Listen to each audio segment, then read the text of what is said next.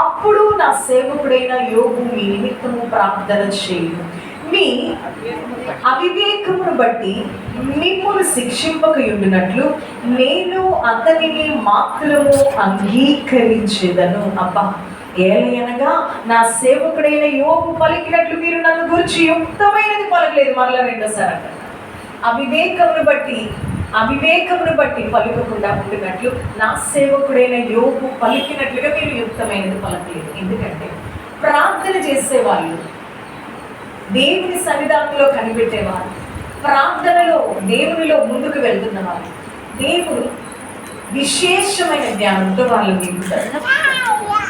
అపరిమితమైన విశేషమైన జ్ఞానంతో దేవుడు వాళ్ళని నింపుతారు. ఎందుకంటే సందర్భాన్ని బట్టి ఎలా ప్రార్థన చేయాలో, మెలకువగా ఉండి ఎలా ప్రార్థన చేయాలో, కన్నీటితో ఏ టైంలో ప్రార్థన చేయాలో, ఉపవాసం ఏ టైంలో ఉండి ప్రార్థన చేయాలో, కుటుంబ పరిస్థితుల కోసం, బిడ్డల కోసం, అనారోగ్యం కోసం, ఆర్థిక బతకాల కోసం, వీటన్నిటి కోసం ఎలా ప్రార్థన చేయాలో దేవుడు నేర్పిస్తూ, తెలియజేస్తూ, మాట్లాడుతూ చాలా సందర్భాల్లో ఆయన తన జ్ఞానంతో బిడ్డలను నింపుతూ నడిపిస్తూ ఉంటాడు. దేవునికి స్తోత్రం, హల్లెలూయా. ఆయన తన జ్ఞానంతో, తన వివేకంతో నింపుతున్నప్పుడు ఒక్కొక్క వ్యక్తిని దేవుడు అభిషేకించడం మొదలు పెడతాడు. హల్లెలూయా. ఎందుకంటే ప్రార్థనలో గడుపుతూ, ప్రార్థనలో ముందుకు వెళ్తూ, ప్రార్థనలో వెళ్తున్నప్పుడు ఆయన నేర్పిస్తాడు యుక్తమైనటువంటి మాటలు. రోమీయులకు రాయబడిన పత్రికలో ఉంటారు. మనము ఎలాగ యుక్తంగా ప్రార్థన చేయవలెనో. ఏంటి ఫ్రెండ్స్? 8:26 తీయండి ఒకసారి. రోమీయులకు రాయబడిన పత్రిక 8వ అధ్యాయము 26వ వచనం. మనము ఎలాగూ దానిపై వచ్చిన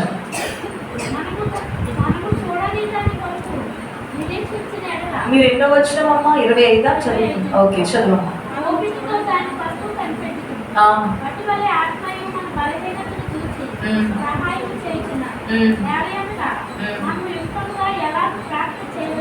మనము యుక్తముగా ఎలాగూ ప్రార్థన చేయవలెనో మనకు తెలియదు, కానీ ఉచ్చరింప సఖ్యము కాని మూల్గులతో ఆత్మ తానే మన పక్షముగా విజ్ఞాపన చేయుచున్నాడు. దేవునికి స్తోత్రం, హల్లెలూయా. ఉచ్చరింప సఖ్యము కాని మూల్గులతో మనం ఎలా ప్రార్థన చేయాలో తెలియదు కనుక ఆత్మ, పరిశుద్ధాత్ముడు మనలను, మన జీవితంలో ఎలా ప్రార్థన చేయాలో మనకు నేర్పిస్తూ, తెలియజేస్తూ, ఉచ్చరింప సఖ్యము కాని మూల్గులతో ఆయన మాట్లాడుతూ ప్రార్థన చేపిస్తూ నడిపిస్తున్నాడు. హల్లెలూయా. యోబు చేసింది అది. ఏ టైంలో యోబు చేశాడు? ఆరోగ్యంగా ఉన్నప్పుడా, ఆనందంతో ఉన్నప్పుడా, తన స్థితిగతులు, పరిస్థితులన్నీ మంచిగా ఉన్నప్పుడా, రోగముతో యుక్తమైన ప్రార్థన చేశాడు, కన్నీటితో యుక్తమైన ప్రార్థన చేశాడు. తన చిరిగిపోయిన స్థితిలో, తన ఎండిపోయిన స్థితిలో, తన కుటుంబమే కానీ, తన జీవితమే కానీ స్కాటర్ అయిపోయిందని, విచ్ఛిన్నమైపోయింది. అట్లాంటి పరిస్థితిలో ఆయన యుక్తమైన ప్రార్థన చేశాడు. హల్లెలూయా, హల్లెలూయా. అక్కడ అంటున్నాడు, మనం ఎలా ప్రార్థన చేయాలో మనకు తెలియదు. అట్లాంటి పరిస్థితులు మనం ఎదుర్కొంటాం, కష్టము, బాధ. అట్లాంటప్పుడు ఆత్మ తానే మన పక్షంగా, పరిశుద్ధాత్ముడే నీ పక్షంగా, పరిశుద్ధాత్ముడే నీ ఇంటి పక్షంగా, పరిశుద్ధాత్ముడే నీ బిడ్డల పక్షంగా, పరిశుద్ధాత్ముడే నీ ప్రార్థన ఆయన వహించి నీకు ప్రార్థన నేర్పిస్తూ, తెలియజేస్తూ, మాట్లాడుతూ, దర్శిస్తూ ఉంటాడు. అది యుక్తమైన ప్రార్థన. హల్లెలూయా. అది దేవుని చెంతకు చేర్చబడేటువంటి ప్రార్థన, అది దైవ చిత్తానుసారమైన ప్రార్థన, అది దేవుని ఉద్దేశాన్ని నెరవేర్చేటువంటి ప్రార్థన. ఇక్కడ అదే రాయబడి ఉంది. హల్లెలూయా. మీకు రాదు అంటున్నాడు వాళ్ళ స్నేహితులను. మీరు ఇలా పలకలేదు యుక్తమైన మాటలు, అది యోబుకు మాత్రమే.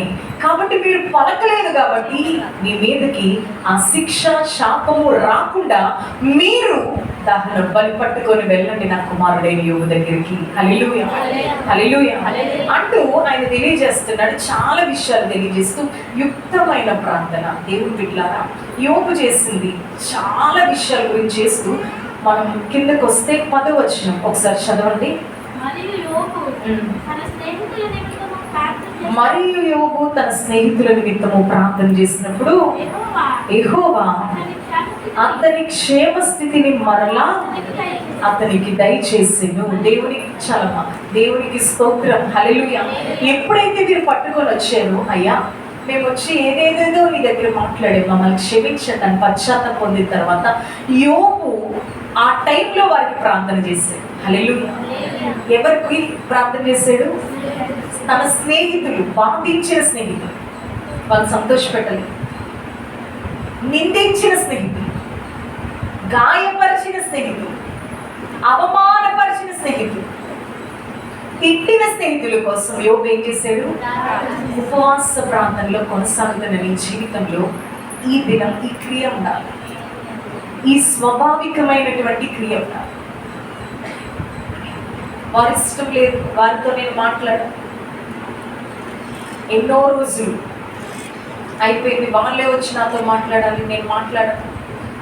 అలాంటి లోక సంబంధమైన పాపం కాదు, అర్థమవుతుందా? ఇతరుల కోసం నువ్వు ప్రార్థించాలి. నిన్ను వారు అర్థం చేసుకోకపోయినా యేసు నామం వెరట నువ్వు వారిని అర్థం చేసుకో. నిన్ను వారు క్షమించకపోయినా యేసు నామం వెరట నీ వారిని చెప్పండి, చెప్పాల మాట, క్షమించాలి.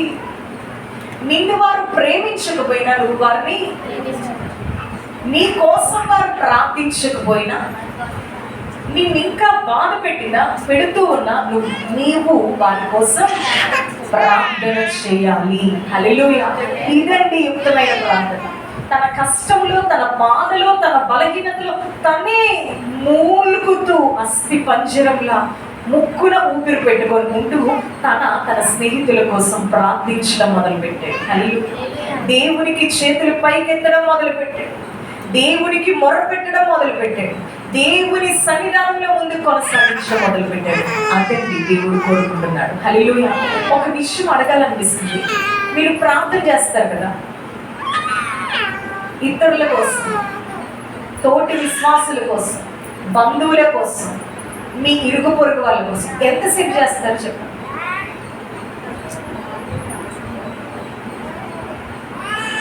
నా ప్రశ్న అయిపోయింది, మీ దగ్గర ఉండే రావాలి.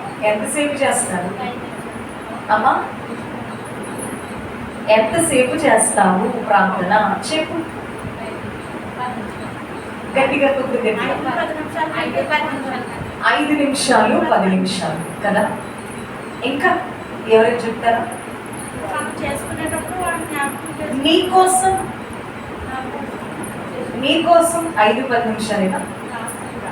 నీ పిల్లల కోసం 5-10 నిమిషాలేనా? మీ ఇంటి కోసం 5-10 నిమిషాలేనా? చెప్పండి. అలా ఎలా చేసుకుంటామంటే, ఎంతైనా నేను, నా కుటుంబం, నా ఇల్లు, నా యజమానుడు, నా పరిస్థితి, చాలాసేపు మేము చేస్తుంటాం అంటూ ఉంటారు కదా. దేవుని బిడ్డలారా, మనం చూసుకుంటున్నట్లయితే యోబు తన స్నేహితుల కోసం ప్రార్థన చేయడం ఇది మొదటిసారి కాదు. తన లైఫ్లో, తన కష్టంలో, తన బాధలో చాలా దినాలు ఆయన ప్రార్థన చేశాడు. చాలాసార్లు ఆయన ప్రార్థన చేశాడు. ఆయన చేసిన విజ్ఞాపన దేవుడు విని తిట్టి వెళ్ళిన స్నేహితులను మళ్ళా వెనక్కి తీసుకొచ్చాడు దేవుడు. హల్లెలూయా. గద్దించి, విమర్శించి, దూషించి వెళ్ళిన స్నేహితులు మళ్ళా రిటర్న్ వెనక్కి పంపించాడు. హల్లెలూయా, హల్లెలూయా. మరి విజ్ఞాపన అంటే ఏంటి చెప్పండి? అనేక మంది కోసం ప్రార్థన చేయడం. నీ పర్సనల్ ప్రేయర్ అది నీ కోసం నువ్వు చేసుకుంటావు. విజ్ఞాపన అనేక కుటుంబాలు, అనేక మంది బిడ్డలు, అనేక మంది జీవితాలు, అనేక మంది గృహాలు, అనేక కుటుంబాలు, అనేక పరిస్థితులు, వీటన్నిటి కోసం ఏం చేయాలి? విజ్ఞాపన. హల్లెలూయా, హల్లెలూయా. విజ్ఞాపన కలిగి దేవుని సన్నిధానంలో ప్రార్థన చేయడం, విజ్ఞాపన కలిగి దేవుని సన్నిధానంలో మొరపెట్టడం, అదండి. వారి కోసం, వారి కుటుంబాలు, వారి స్థితిగతులు, వారి బిడ్డలు, వారి చదువులు, వారి వ్యాపారం, వీటన్నిటి కోసం. హల్లెలూయా, హల్లెలూయా. 5-10 నిమిషాలు కాదు, చాలాసేపు చేయాలి ఉపవాస ప్రార్థన. 5-10 నిమిషాలు కాదు, చాలాసేపు చేయాలి. ఇక్కడ చూడండి, యోబు స్థితి మార్చబడ్డానికి మెయిన్ రీజన్ అతను చేసిన విజ్ఞాపన. యోబు పరిస్థితి మారిపోవడానికి మునుపటి కంటే అప్పట్లో యూజు అనే దేశంలో యోబు అనే ధనవంతుడు ఉండేను. అప్పటి స్థితి కంటే, పాత స్థితి కంటే వీళ్ళకి ఏంటంట రెండంతలు అభిషేకం. హల్లెలూయా. ఇప్పుడు ఉంటున్న నీ స్థితి కంటే, ఇప్పుడు ఉంటున్న నీ పరిస్థితి కంటే, ఇప్పుడు ఉంటున్న నీ పోరాటం కంటే నీకు రెండంతల బ్లెస్సింగ్ కావాలంటే నువ్వు విజ్ఞాపనలోనికి దిగా. చాలా మందికి మనసు అంగీకరించదు. ఎందుకంటే వాళ్ళ కోసం నేనెందుకు ఏడుస్తాను, వాళ్ళ కోసం నేనెందుకు ప్రార్థన చేస్తాను, వాళ్ళ కోసం నా పరిస్థితి ఎలా ఉంది, నా పోరాటం ఎలా ఉంది అనుకుంటా ఉంటారు. కాదు దేవుని బిడ్డ, క్రీస్తు యేసునకు కలిగిన ఈ మనస్సును మీరు చెప్పాలి. దాన్ని అన్నడా అపోస్తులైన పౌలు, క్రీస్తు యేసునకు కలిగిన ఈ మనస్సును శుక్రవారం వచ్చిన స్త్రీల అందరూ కూడా, ఈ ప్రార్థనలో అందరూ కూడా కలిగి ఉండాలి. హల్లెలూయా, హల్లెలూయా. ఈ వాక్యం అయిపోయిన తర్వాత ఒక 10 నిమిషాలు ప్రార్థన చేసి క్లోజ్ చేసేయడమా? చెప్పండి. మన జీవితంలో మనం ప్రార్థన చేస్తూనే ఉండాలి. మనం ప్రార్థన చేస్తూనే ఉండాలి. సేవకులు చేస్తారు, పరిచర్య చేసే వాళ్ళు చేస్తారు, దైవజనులు చేస్తారు, మేమెందుకు చేస్తామంట చాలా మంది. నువ్వు క్రైస్తవుడు, నువ్వు యేసు క్రీస్తు రక్తం ద్వారా నీ దేహ, ఆత్మ, ప్రాణ, శరీర దేహాలు కడగబడినాయి అంటే నువ్వు ప్రార్థన చేస్తూనే ఉండాలి. ఆపకూడదు నీ ప్రార్థన. భూమి మీద నుండి మొరపెడుతున్న మారా నువ్వు పరలోకం చేరేంత వరకు అది కొనసాగించబడుతూనే ఉండాలి ఆ విజ్ఞాపన. హల్లెలూయా. ఒక గొప్ప ప్రవక్త ఒక బుక్ రాసే విజ్ఞాపన విశిష్టత. హల్లెలూయా. విజ్ఞాపన విశిష్టత. ఆ విజ్ఞాపన 3 రోజులు అని మొదలుపెట్టి, ఉపవాస ప్రార్థన అని మొదలుపెట్టి, దేశం, రాష్ట్రం, ప్రజలు, నాయకులు, అధికారులు, రాజులు, మంత్రులు, ప్రధానులు, ఎంతమంది జనాంగం, ఎంతమంది ప్రజలు, వారందరి కొరకు విజ్ఞాపన. దేవునికి స్తోత్రం. చాలా పరిశుద్ధాత్మ దేవుడి ప్రార్థనలోకి ఆ దేవుని సేవకుని నడిపించాడు. హల్లెలూయా. అది చదువుతున్నప్పుడు, వింటున్నప్పుడు చాలా ఉజ్జీవింపబడుతుంది. ఆత్మలో ఒక మంట మండుతూ ఉంటుంది. హల్లెలూయా. అందుకని దేవుని బిడ్డలారా మనం చూసుకున్నట్లయితే తన పూర్వపు స్థితి రావడానికి కారణం విజ్ఞాపన. తన స్థితిగతులు మార్చబడడానికి కారణం విజ్ఞాపన. తన పరిస్థితి మార్చబడ్డానికి కారణం విజ్ఞాపన. విజ్ఞాపన కర్తలారా మీరు విశ్రమింపకుడి అంటారు దేవుని వాక్యం. విజ్ఞాపన కర్తలారా మీరు ఆపొద్దు మీ ప్రార్థన. విజ్ఞాపన చేస్తూనే దేవుని సన్నిధానంలో ముందుకి కొనసాగించండి. మరియు యోబునకు పూర్వము కలిగిన దానికంటే 2 అంతలు అధికముగా యెహోవా అతనికి, యోబునకు పూర్వము కలిగిన దానికంటే, వింటున్నారా? యోబునకు పూర్వము కలిగిన దానికంటే, యోబునకు పూర్వము కలిగిన దానికంటే 2 అంతలు. దేవునికి స్తోత్రం.